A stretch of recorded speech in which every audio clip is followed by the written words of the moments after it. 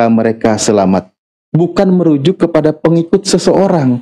Makanya ketika Nabi Muhammad datang, tidak membawa tentang harus Muhammadiyun, harus menjadi pengikut Nabi Muhammad. Kalimatnya bukan itu, tapi menjadi muslim. Baru nanti ikuti ajarannya, kan gitu. Oke, itu poinnya. Kedua, saya simak di dalam Al-Quran. Bismillahirrahmanirrahim.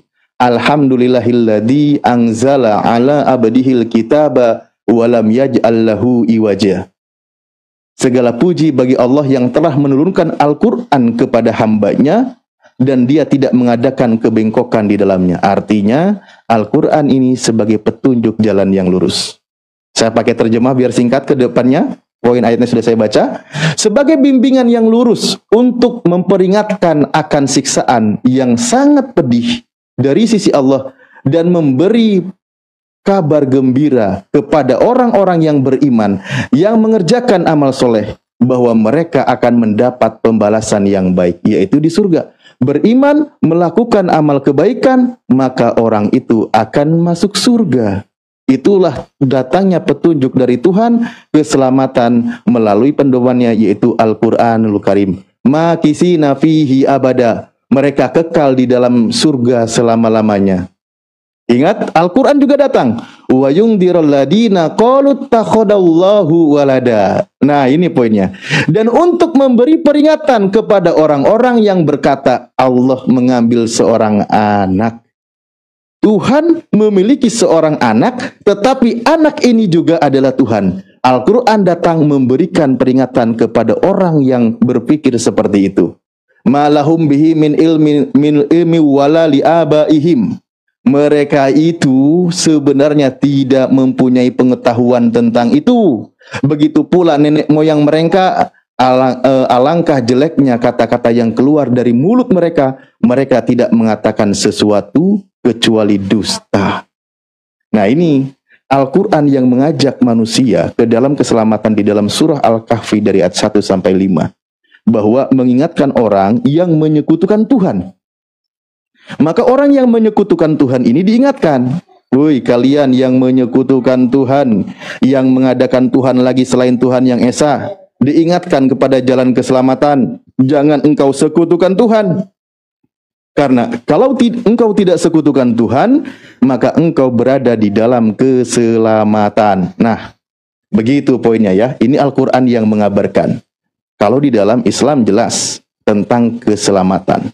Nabi Isa alaihissalam juga mengajarkan tentang keselamatan. Para Rasul semua mengajarkan tentang keselamatan. Makanya di dalam Al-Quran yang tadi saya bahas surah Al-Kahfi, di dalam Al-Baqarah, di dalam surah Yasin juga dikatakan, Al-Quran yang penuh hikmah. Sesungguhnya Nabi Muhammad bagian dari utusan Allah yang berada di jalan yang lurus. Ternyata yang berada di semua para nabi itu berada di jalan yang lurus dan mengajak umatnya untuk tetap berada di jalan yang lurus agar mereka itu selamat. Waktu habis. Oke, nggak apa-apa. Ini opening statement, tidak boleh nyebrang, saya hargai.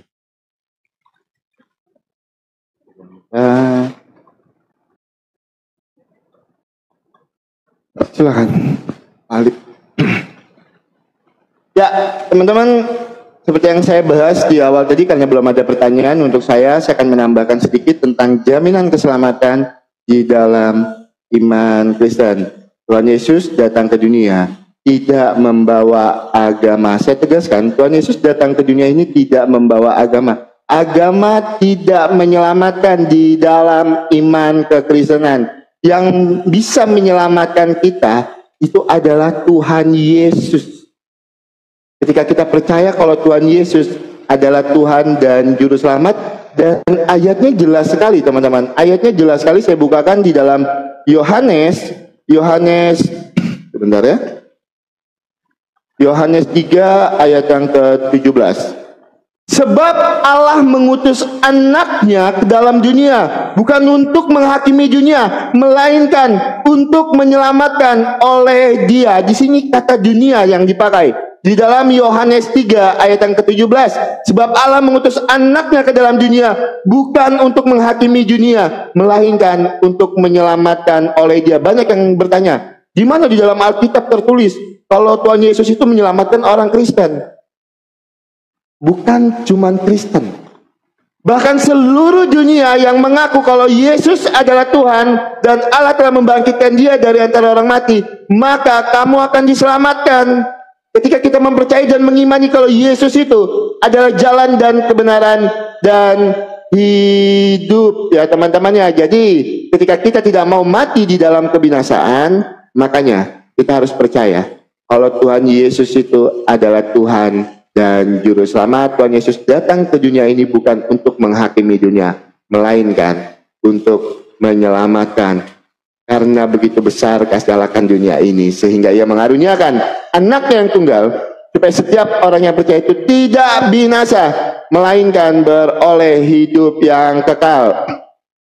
Nah, ada 3 poin sebenarnya yang saya catat dari opening statement Pak Ustadz Alif. Yang pertama, keselamatan itu bagi yang mengikuti petunjuk dari Sang Pencipta. Itu yang pertama. Yang mau saya tanyakan, apakah melalui apa Allahnya Pak Ustadz Alif itu memberi petunjuk kepada manusia? Melalui apa dan siapa petunjuk itu diberikan? Itu yang pertama. Yang kedua, beriman melakukan amal kebaikan maka akan diselamatkan. Seperti hadis yang pernah saya bawakan, kalau amal itu tidak menyelamatkan.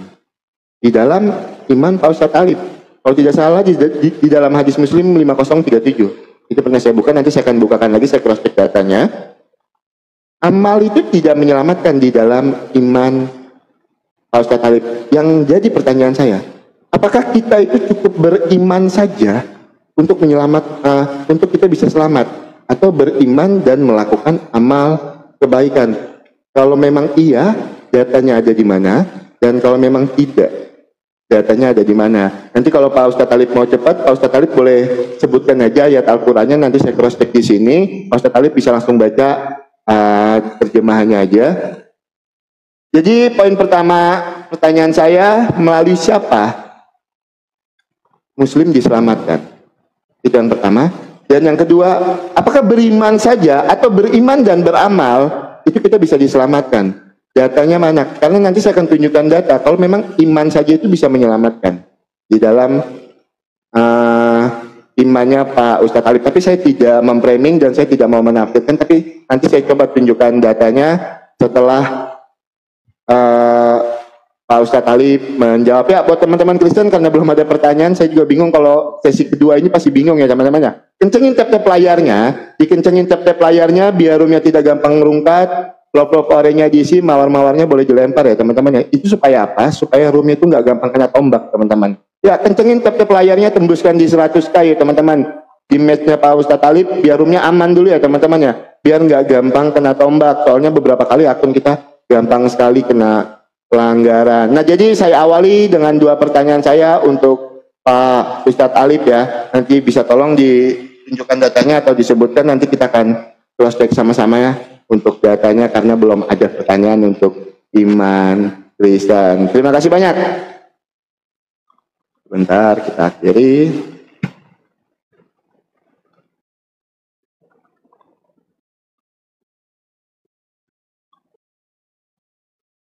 Silakan.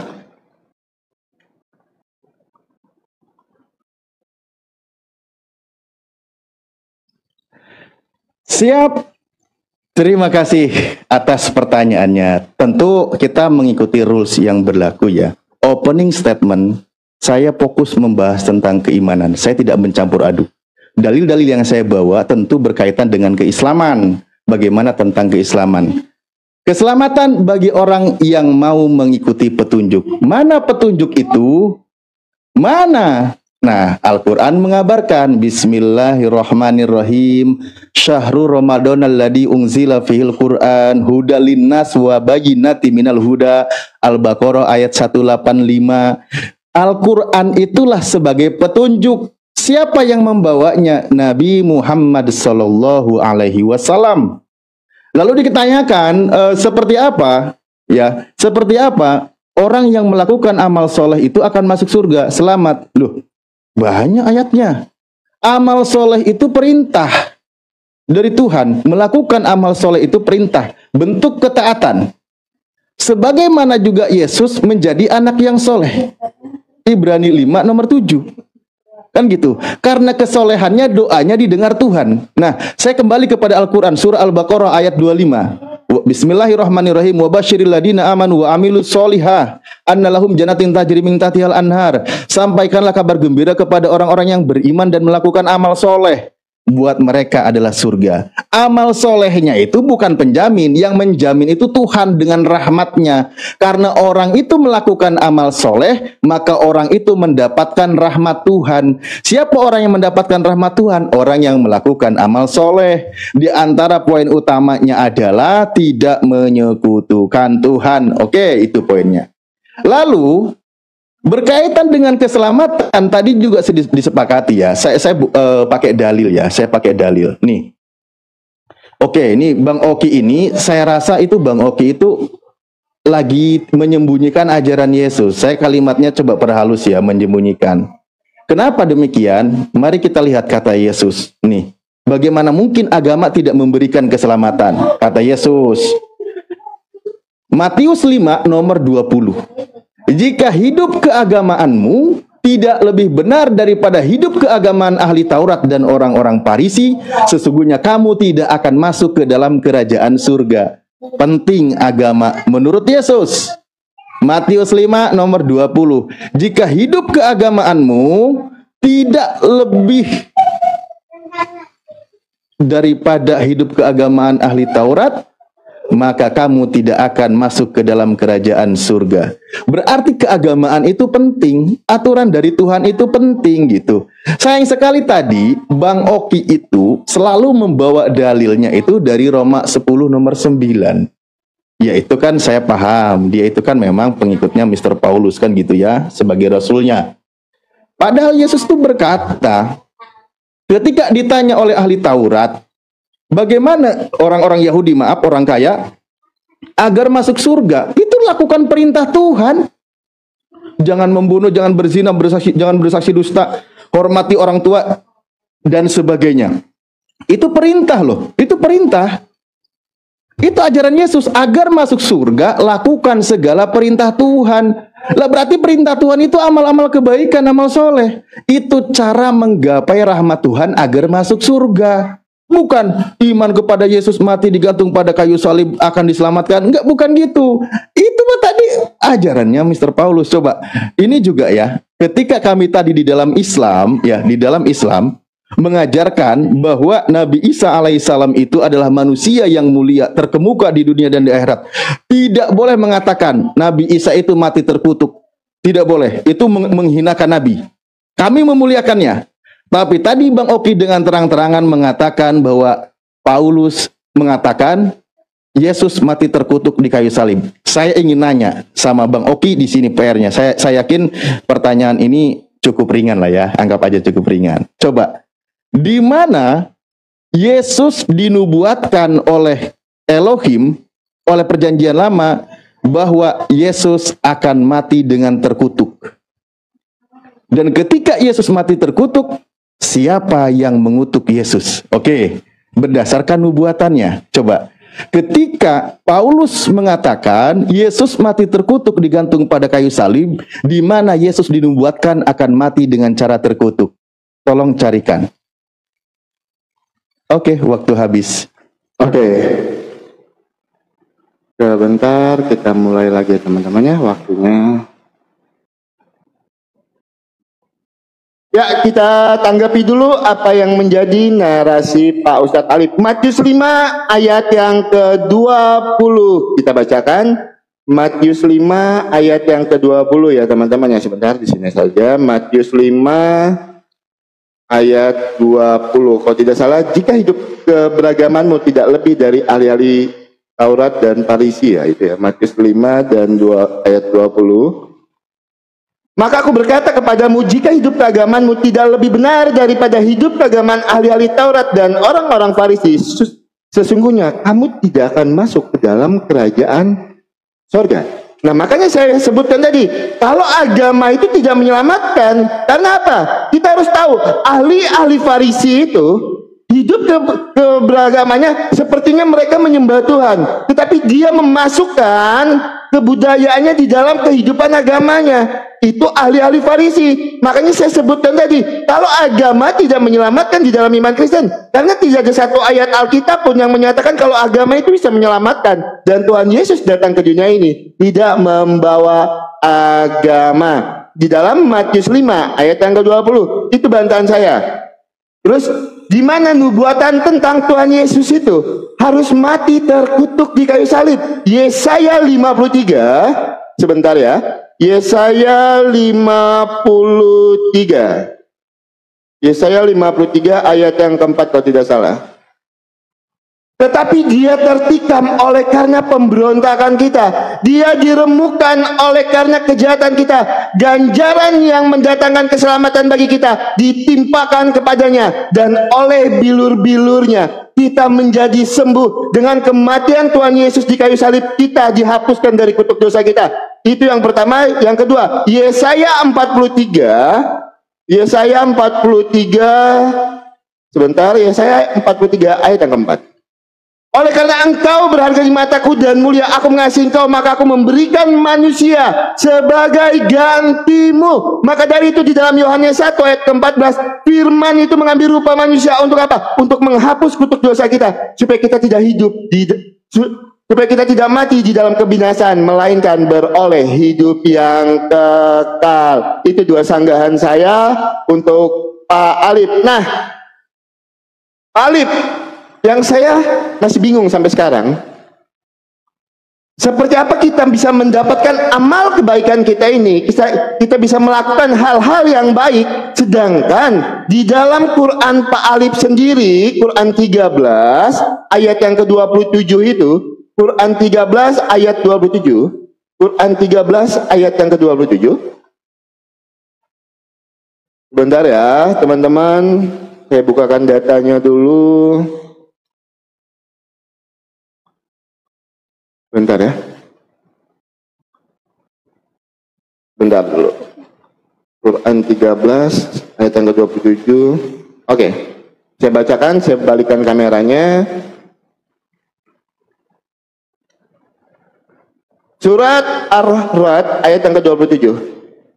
Orang-orang yang kufur berkata, mengapa tidak diturunkan kepadanya Nabi Muhammad tanda mujizat dari Tuhannya? Katakan dalam kurung Nabi Muhammad, sesungguhnya Allah menyesatkan siapa yang Dia kehendaki dan memberi petunjuk kepada jalan bagi orang yang mau bertobat. Pertanyaan saya, seperti apa saya ini ingin mencapai amal saya, ingin melakukan kebaikan, jika saya ini sendiri sudah ditakdirkan untuk disesatkan, dan itu disesatkan oleh Allah sendiri di dalam surat Ar-Ra'd ayat yang ke-27.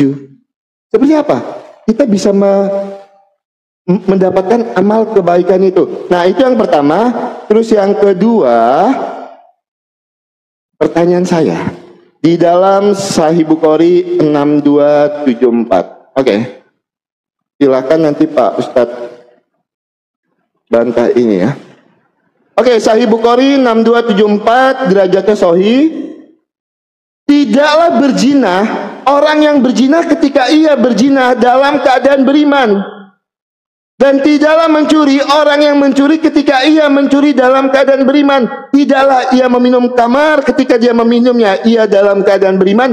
Dan tidaklah ia merampas suatu rampasan yang berharga dan menjadi daya tarik manusia dalam keadaan beriman.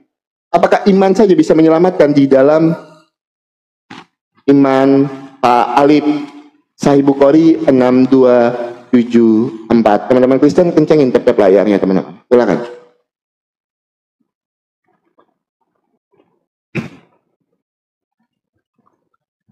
Oke, baik. Terima kasih Bang Oki ya. Ada beberapa poin yang saya tangkap. Saya tanggapin dulu ya.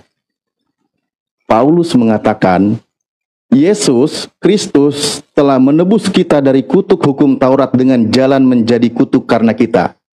Sebab ada tertulis, terkutuklah orang yang digantung pada kayu salib.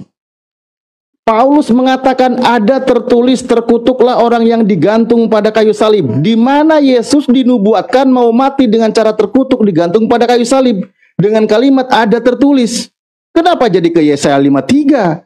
Yesaya 53 tentang pengorbanan bangsa Yahudi ketika dia berkorban untuk umatnya. Banyak yang berkorban di kalangan bangsa Yahudi itu untuk umatnya itu banyak. Bukan hanya satu orang. Kalau Anda buka penjelasan dari punya otoritas di kitabnya orang Yahudi sendiri, yang berkorban itu bukan orang yang terkutuk. Orang yang berkorban berjuang sebagai pahlawan untuk bangsa Yahudi. Yang jadi pertanyaan saya, yang berkorban ini menjadi terkutuk gitu loh. Emang Yesaya 53 di situ yang dikatakan yang berkorban itu menjadi manusia yang terkutuk? Dan siapa yang mengutuknya di situ? Kan tidak. Itu tentang berkaitan dengan pengorbanan. Belum lagi bahwa di situ dijelaskan Yesaya 53 itu kalau bisa kita runutkan dari atas, bagaimana di situ gambar orangnya aja yang tidak rupawan. Dia tidak tampan menawan. Tampangnya tidak menarik. Yesus fotonya cakep-cakep. Dijelaskan sampai ke bawah juga dijelaskan dia itu apa? Punya keturunan. Yesus nikah aja kagak. Kan gak nyambung, Bang. Makanya saya tanya, di mana Yesus dinubuatkan sesuai dengan kata Paulus ada tertulis, terkutuklah Yesus yang digantung pada kayu salib. Karena apa? Saya tanya demikian karena ini bahaya. Berlawanan dengan ajaran Yesus. Yesus sendiri mengatakan dia sebagai anak manusia yang tunduk patuh terhadap ketentuan perintah Tuhan. Tuhan selalu menyertai aku. Ia tidak pernah meninggalkan aku karena aku selalu senantiasa melakukan perbuatan yang berkenan kepadanya. Tuhan itu mengasihi Yesus, menyayangi Yesus. Bahkan Yesus berkata, jikalau Allah adalah Bapakmu, kamu akan mengasihi aku. Jadi Yesus itu dikasihi. Tuhan itu tidak pernah mengutuk Yesus. Di dalam Matius 3 juga dikatakan apa? Itulah anakku yang kupilih, yang kukasihi, yang kepadanya jiwaku berkenan. Di dalam Matius 12 nomor 18 dikatakan, lihatlah itulah hambaku yang kupilih, yang kukasihi, yang kepadanya jiwaku berkenan. Yesus dalam hidupnya berdasarkan pengajarannya, dia itu hamba yang dikasihi oleh Tuhan. Tapi kenapa tiba-tiba menurut Paulus dikatakan Yesus itu sebagai manusia yang terkutuk? Ini siapa yang mengajarkan ini? Nah, Yesaya 53 tidak kena. Pertanyaan saya, di mana Yesus dinubuatkan akan mati dengan cara terkutuk? Seperti kata Paulus, sebab ada tertulis terkutuklah orang yang digantung pada kayu salib. Nah, itu yang perlu Anda jawab. Kedua, Bang, ya. Oke, berkaitan dengan pertanyaan Anda, perbuatan, ya iman seseorang itu ketika dia berzina, ya itu bukan tindakan orang yang beriman, kayak gitu loh. Ketika dia berzina, itu zina itu dilarang di dalam ketentuan orang beriman. Maka kalau orang itu berzina, maka tindakan itu bukan tindakan orang yang beriman. Sederhana sekali kita bisa pahami. Berikut juga saya tanggapi Matius 5 nomor 20. Yesus yang bilang, jika hidup keagamaanmu tidak lebih benar daripada hidup keagamaan ahli Taurat, kamu tidak akan menempati kerajaan surga. Hidup keberagamaanmu harus lebih benar daripada hidup keagamaan ahli Taurat. Itu kata Yesus. Berarti keagamaan itu penting. Kenapa penting? Karena Yesus katakan agar masuk ke dalam kerajaan surga. Itu kata Yesus loh. Oke, seperti itu ya. Yang Anda tanyakan tadi, ya di dalam hadis itu seperti itu. Tindakan orang yang berzina itu bukan tindakan orang yang beriman.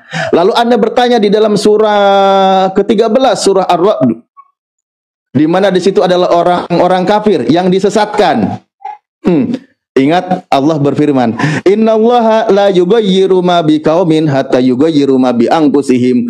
Allah tidak akan merubah nasib seseorang sebelum orang itu merubah nasibnya dengan ikhtiarnya sendiri. Anda mau jadi orang beriman, rubah oleh Anda. Jangan tanyakan ke Tuhan kami terus. Buktinya Anda sekarang memilih Kristen. Anda bisa nggak sekarang menjadi beriman?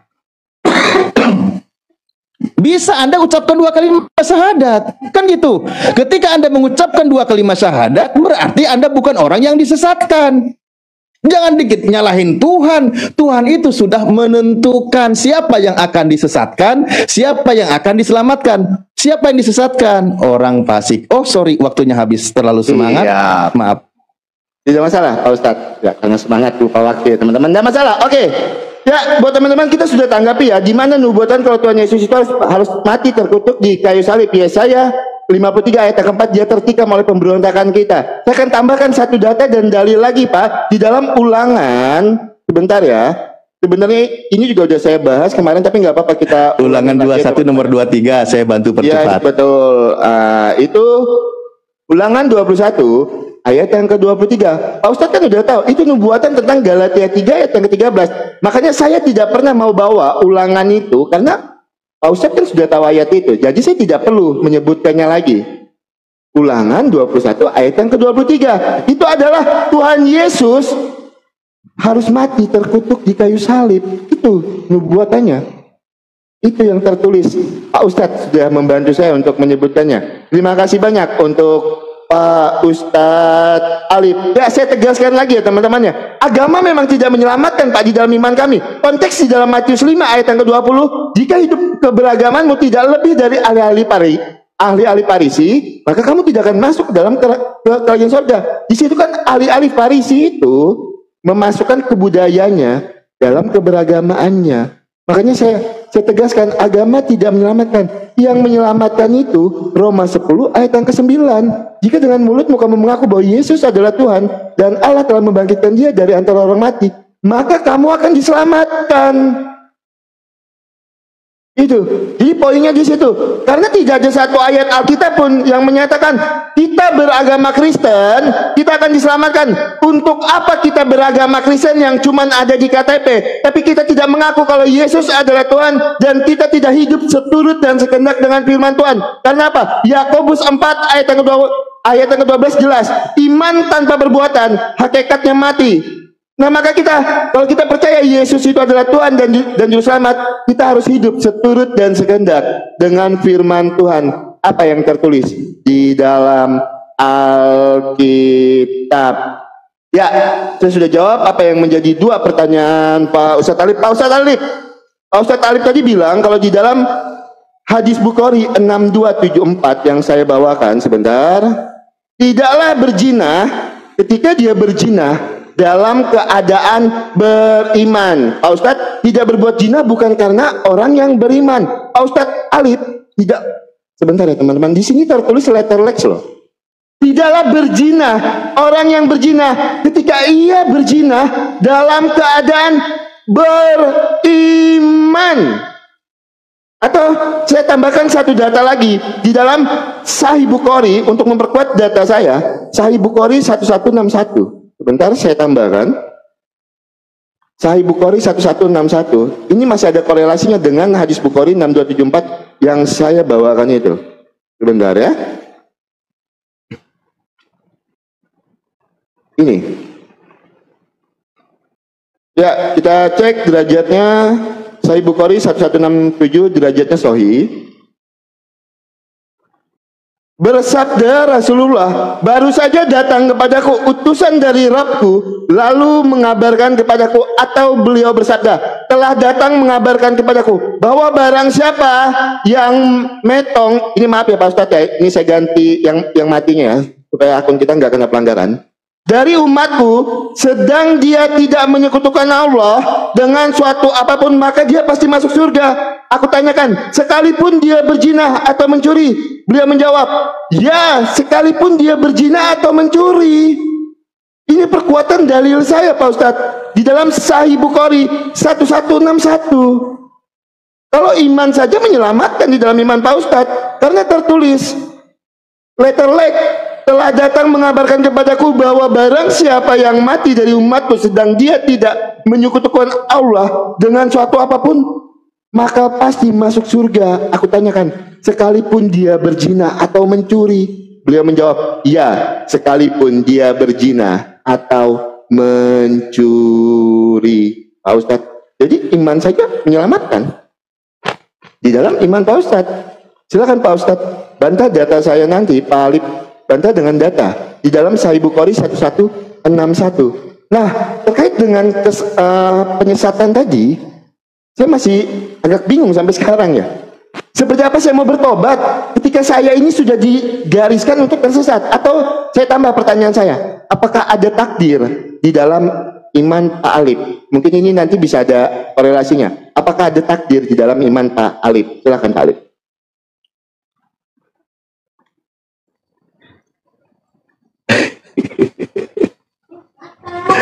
Oke, baik, terima kasih. Saya terima dulu ya. Alhamdulillahirabbil alamin. Yang dibaca oleh kita, ikhwan fillah, sebenarnya cukup perlu kesadaran dan kesehatan, dan kita menerima logika akal sehat. Tadi saya sudah sampaikan, saya sederhanakan, saya tidak mau ribet. Orang beriman itu aturannya ada, dilarang berzina. Wala taqrabuz zina. Jangan engkau mendekati zina aja nggak boleh. Kan gitu. Maka ketika orang itu melakukan berzina, maka orang itu bukan disebut orang beriman karena dia melanggar. Lalu di hadis yang barusan Anda sebutkan, ada satu kabar yang sangat baik di dalam Islam. Apa itu? Bahwa umat Rasulullah itu akan masuk surga. Iya kan? Ditanya, walaupun dia pernah berzina. Makanya kalimat, kalau kita buka kalimatnya, walau inzana. Kalimatnya fil madi, kalimat lampau. Walaupun orang itu pernah berzina. Iya, walaupun orang itu pernah mencuri. Iya. Itu bentuk kasih sayang Tuhan kami kepada manusia. Sebesar apapun dosa yang Anda perbuat, ketika engkau bertobat di hadapan Tuhan, dosanya diampuni.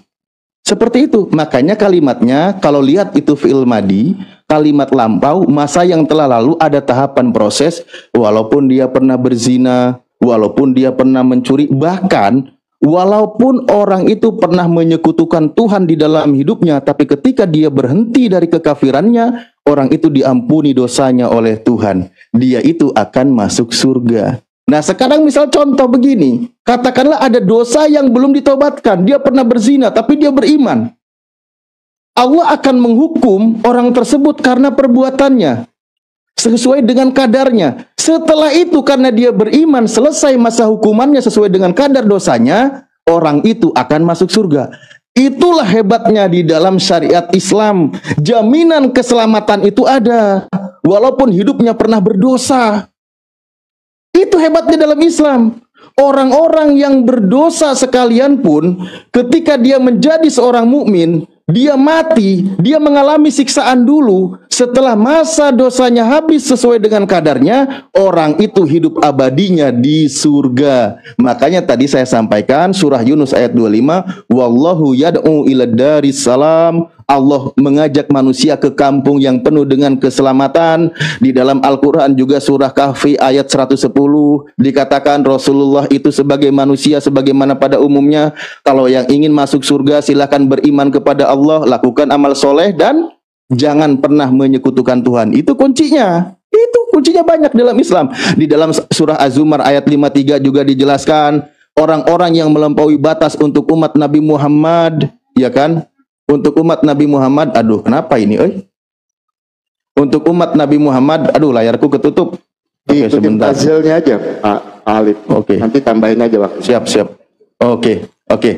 Nah, bantu sambil tap layar Iwan Bila ya. Jadi lupa saya barusan apa yang saya sampaikan. Ajaran Nabi Muhammad SAW seperti itu ya. Jadi keselamatan itu nyata. Walaupun dia pernah berdosa, surah Az-Zumar ayat 53, walaupun orang itu bergelimangan dosa hidupnya, tetapi ingat jangan pernah berputus asa. Allah akan mengampuni semua dosa kalian semua. Masuk surga. Ulaika humul warisun. Mereka itulah para pewaris. Apa itu? Yarisunal firdaus, akan mewarisi surga. Nah, jaminan keselamatan di dalam Islam itu sangat jelas. Jelas.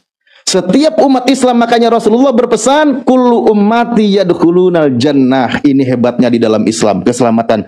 Semua umatku akan masuk surga, illa man aba, kecuali yang nolak. Siapa yang nolak? Bang Oki. Anda. Loh kan iya. Nabi kami mengatakan, setiap umatku akan masuk surga, illa man aba, kecuali yang nggak mau.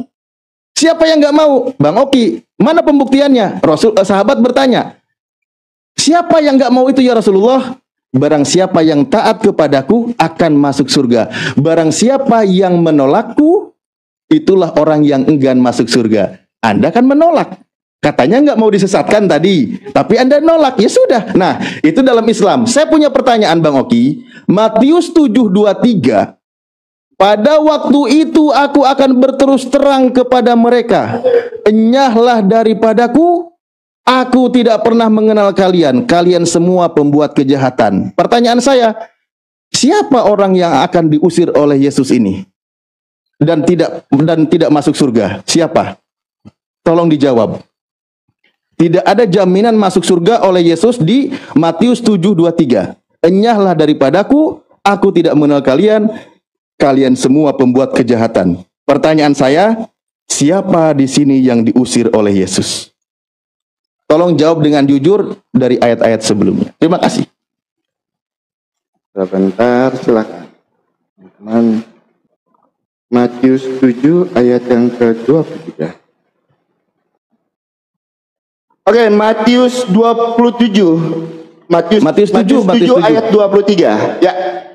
Pada waktu itulah aku akan berterus terang kepada mereka dan aku berkata, aku tidak pernah mengenal kamu. Enyahlah daripadaku, kamu sekalian pembuat kejahatan. Siapa orang-orang yang akan diusir Tuhan Yesus? Yang pertama, yang mengaku percaya, mengaku sebagai orang Kristen, mengaku percaya Tuhan Yesus, tapi hidupnya tidak melakukan kehendak Bapa, tidak hidup seturut dan sekehendak dengan firman Tuhan. Iman tanpa perbuatan, hakikatnya mati. Kalau kita lihat perikopnya, Matius 7 ayat yang ke-23, hal pengajaran yang sesat. Betul yang disampaikan ayat ini. Banyak orang mengaku Yesus adalah Tuhan, aku percaya Yesus adalah Tuhan, tapi hidupnya tidak seturut dan sekehendak dengan firman Tuhan, maka dia tidak pantas untuk kerajaan sorga. Bukan setiap orang yang berseru kepadaku Tuhan, Tuhan, Tuhan yang masuk ke dalam kerajaan sorga, tapi dia yang melakukan kehendak Bapa. Makanya saya jelaskan tadi Roma 10 ayat yang ke-9, jika dengan mulutmu kamu mengaku bahwa Yesus adalah Tuhan dan Allah telah membangkitkan dia dari antara orang mati, maka kamu akan diselamatkan. Tapi tidak berhenti di situ. Karena apa? Iman tanpa perbuatan, hakikatnya mati. Di dalam Yakobus 4 ayat yang ke-12, yang diusir di situ orang yang mengaku percaya tapi tidak hidup seturut dan sekehendak dengan firman Tuhan, yang melakukan kejahatan, maka dia akan diusir dari kerajaan sorga. Saya tidak munafik. Banyak orang Kristen yang mengaku sebagai orang Kristen, tapi dia tidak hidup seturut dan sekehendak dengan firman Tuhan. Bahkan masih ada pendeta-pendeta yang seperti itu. Maka dia tidak pantas untuk kerajaan sorga. Maka ini ada korelasinya dengan ayat yang Bapak bawakan tadi. Jika hidup keberagamanmu tidak lebih dari ahli-ahli Taurat dan Farisi, maka kamu tidak pantas untuk kerajaan sorga. Dia mengaku Tuhan Yesus, tapi dia hidup tidak seturut dan sekehendak dengan firman Tuhan. Itu Pak Ustadz ya. Terkait pertanyaan takdir tadi belum Pak Ustadz Alif Senggol ya, apakah di dalam Islam itu ada takdir atau tidak ya, itu belum Pak Ustadz Alif Senggol. Pak Ustadz, tapi yang saya bingung ya, siapa yang tidak mau menerima kebenaran? Sebentar ya, ada puzzle di tempat saya isi dulu. Bentar ya teman-teman ya, sebentar. Lama sekali puzzle teman.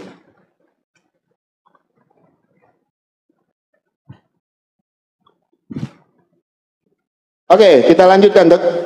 Nah jadi gini, tapi kalau kita tidak berbuat dosa juga saya bingung Pak Ustadz. Karena ada Pak Ustadz di dalam Sahih Muslim 4936. Bahkan kalau kita tidak berbuat dosa itu kita dimusnahkan juga. Sahih Muslim 4936. Jadi serba salah. Ya, sebentar, Sahih Muslim 4936. Muslim 4936. Oke, kita bukakan datanya. Masih ada waktu, teman-teman. Ya, Sahih Muslim 4936, derajatnya sahih. Kita bacakan.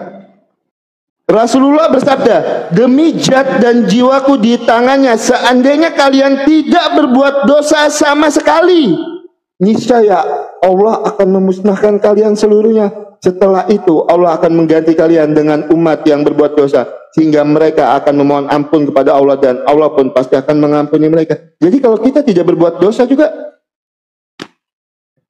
dimusnahkan Pak Ustadz di dalam Sahih Muslim 4936. Nah yang saya bingung, saya ini disesatkan karena sudah ditetapkan kalau saya akan disesatkan.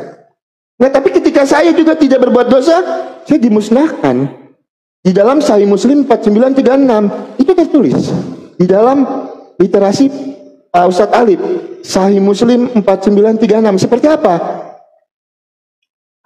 Saya ditetapkan untuk disesatkan. Nah, ketika saya memilih untuk tidak disesatkan, saya tidak berbuat dosa, saya juga dimusnahkan. Berarti kan tidak ada jaminan keselamatan di dalam iman Pak Ustadz. Kenapa? Kalau kita tidak berbuat dosa, niscaya Allah akan memusnahkan kalian. Itu. Ya, teman-teman Kristen, dikencengin teman-teman tap-tap layarnya. Dikencengin tap-tap layarnya, di-share-share teman-teman biar roomnya tidak gampang rungkat. Ya, silakan Pak Ustadz tanggapi pakai data ya. Oke, siap. Terima kasih. Sebenarnya hal-hal yang sederhana, insya Allah, makanya dibikin rumit-rumit, tapi nggak apa-apa lah. Seandainya, jadi Bang Oki ini menjadi orang yang tidak mau menerima kebenaran, tapi dia mengeluh terus sama Allah. Kan lucu. Padahal Allah sudah sampaikan, kamu mau berubah, lakukan perubahan oleh diri Anda sendiri. Kan gitu. Ingat itu, poin itu. Kalau kamu mau berubah, kalau kamu tidak mau tersesat, ente sendiri lakukan perubahan. Jangan nyalah-nyalahin Tuhan terus. Ente mau makan emang minta disuapin sama presiden? Ya enggak lah. Kan cari makan sendiri. Kalau memang pingin kaya jangan pingin enaknya seenaknya, gampang mudah ngepet gitu kan, enggak. Kerja dong. Ingin berubah nasib. Allah berfirman, innallaha la yughayyiru ma biqaumin hatta yughayyiru ma bi anfusihim. Allah tidak akan merubah keadaan Anda sehingga Anda mau merubahnya. Anda mau jadi selamat, tidak mau tersesat. Anda udah tahu ada orang yang disesatkan. Kenapa? Karena mereka memilih jalan kesesatan. Ya Anda berubah, hijrah, selamat gitu loh. Sederhana sekali. Nah, Allah akan memusnahkan orang-orang beriman, diganti lagi. Itulah periode kehidupan manusia. Periode kehidupan manusia seperti itu. Yesus datang untuk apa? Menyelamatkan orang, karena udah ada orang berdosa kan gitu. Setelah itu diganti lagi umatnya. Dan orang-orang berdosa itu disuruh bertobat. Baca sampai selesai. Baca sampai selesai. Niscaya Allah akan musnahkan kalian. Setelah itu Allah akan mengganti kalian dengan umat yang pernah berdosa. Kemudian mereka akan memohon ampunan kepada Allah. Dan Allah pasti akan mengampuni mereka. Nah, ini pembuktian nih. Kalau udah nggak ada orang berdosa, kami umat mukmin semua, udah selesai peradaban manusia. Peradaban manusia selesai. Gitu loh. Kalau sudah tidak ada orang beriman, maka tinggal ada orang kafir. Contoh, kehidupan yang berakhir nanti, Nabi Isa alaihissalam, itu semua nanti peristiwanya, orang-orang yang waktu itu berdosa, ya kan, itu nanti dimusnahkan oleh Allah Subhanahu wa taala atau diganti orang beriman juga nanti habis. Setelah itu, kebalik. Pertama, orang-orang beriman, ya kan? Orang-orang beriman itu nanti semua diwafatkan oleh Allah ketika Nabi Isa datang kedua kalinya. Setelah itu, sisalah orang kafir. Baru kiamat. Jadi memang itu periode siklus kehidupan manusia. Antara ada orang yang beriman dengan orang yang berdosa. Seperti itu poinnya. Bang, pertanyaan saya tadi di Matius 7, nomor 23. Pada waktu itu, aku akan berterus terang kepada mereka, enyahlah daripadaku, aku tidak pernah mengenal kalian. Kalian semua pembuat kejahatan. Itu kata Yesus. Di 23, ternyata ayatnya siapa yang diusir? Orang yang berseru kepada Yesus Tuhan. Bermujizat pakai nama Yesus. Ngusir setan pakai nama Yesus. Bernubuat pakai nama Yesus. Ternyata tadi Bang Oki setuju. Itu pelakunya Kristen. Di sini dipahami bahwa menjadi seorang Kristen tidak ada jaminan masuk surga atau tidak ada jaminan selamat. Terima kasih Anda sudah mengkonfirmasi. Apalagi katanya orang Kristen mengatakan kalau sudah masuk neraka ya masuk neraka. Nggak ada pencucian, orang itu dicuci dulu, dilondri dulu. Ajaran Islam, ketika ada umat Islam yang berdosa, lalu Allah siksa dulu di neraka sesuai dengan kadar dosanya, sering menjadi olok-olokan untuk Kristen. Padahal justru itu keuntungan untuk Islam. Logis. Akan dicuci sesuai dengan kadar kekotorannya. Kalau saya punya kain, punya sarung, setetes aja kena kotor, saya cuci cuma setetes. Tapi kalau seluruh sarung kotor, dilelepin semua itu selamanya. Nah, itu juga ketika logisnya ya. Orang akan masuk surga, ada iman. Makanya Nabi kami, ini ajaran sayangnya Allah. Di dalam dijelaskan akan dikeluarkan dari siksa neraka orang yang di dalam hatinya ada sebesar biji sarah atau biji sawi dari iman. Itu dalam Islam. Punya iman. Nah, sehingga dia selamat. Kalau dia menjadi mukmin yang berdosa, maka dia akan dihukum sesuai dengan kadar dosanya. Habis itu tetap abadinya di surga. Tapi di Kristen nggak ada konsep pencucian dosa katanya. Jadi sudah, berarti langsung masuk neraka aja. Dan di Matius 7:23, ternyata yang diusir di situ adalah orang yang manggil Yesus Tuhan, bernubuat pakai nama Yesus, bermujizat pakai nama Yesus, bernubuat pakai nama Yesus. Semua pelakunya adalah Kristen. Kata Yesus, aku tidak mengenal kalian. Berarti kalian akan diusir oleh Yesus. Kalau pengajarnya saja diusir, pendetanya diusir, berarti kepalanya sudah terusir, ekornya juga ikut masuk. Tidak ada jaminan keselamatan menuhankan Yesus. Untuk orang-orang Kristen, Anda sudah dijamin akan masuk neraka berdasarkan pernyataan Yesus, karena di situ pelakunya adalah Kristen. Oke, waktu saya habis. Oke. Ini nggak usah pakai pertanyaan baru, sengaja saya tidak tambah pertanyaan, Bang Oki. Kenapa? Karena sudah banyak poin pertanyaan yang kita bahas, kita lanjutkan aja penekanannya. Oke, siap. Oke. Ya, jadi gini ya teman-teman ya, saya mau tanggapi dulu. Tadi ada narasi Pak Ustadz Alif ya, yang membuat saya itu sebenarnya agak ini sedikit gitu kan. Oki mengeluh dengan Allah. Itu yang pertama, dan yang kedua, nyalahin Tuhan. Saya nggak pernah nyalahin Tuhan, dan saya tidak pernah mengeluh dengan iman saya yang sekarang. Karena apa Pak Ustadz? Jaminan keselamatan di dalam iman Kristen jelas. Yohanes 14 ayat 6. Akulah jalan dan kebenaran dan hidup, tidak seorang pun yang dapat sampai kepada Bapa kalau tidak melalui aku. Dan saya percaya apa yang tertulis di dalam Yohanes 10 ayat yang ke-28. Kenapa saya sekarang bahagia dengan iman saya? Yohanes 10 ayat yang ke-28. Kita bukakan datanya. Yohanes 10 ayat yang ke-28. Dan aku memberikan hidup yang kekal kepada mereka, dan mereka pasti tidak akan binasa sampai selama-lamanya, dan seorang pun tidak akan merebut mereka dari tanganku. Jeder, inilah kebenaran Kristen. Kenapa saya percaya dengan Tuhan Yesus? Karena Tuhan Yesus yang memberikan jaminan hidup yang kekal. Apakah ada di kitab-kitab lain yang memberikan jaminan hidup yang kekal? Tidak ada. Cuma Tuhan Yesus yang memberikan jaminan hidup yang kekal. Ya teman-temannya. Nah, terkait dengan Matius 7 ayat yang ke-23. Betul, saya iyakan tadi. Saya tidak mau jadi orang yang munafik. Apakah semua orang Kristen hidup benar? Tidak. Karena di dalam iman Kristen, ya katakan ya, tidak katakan tidak. Saya tidak mau jadi orang yang munafik.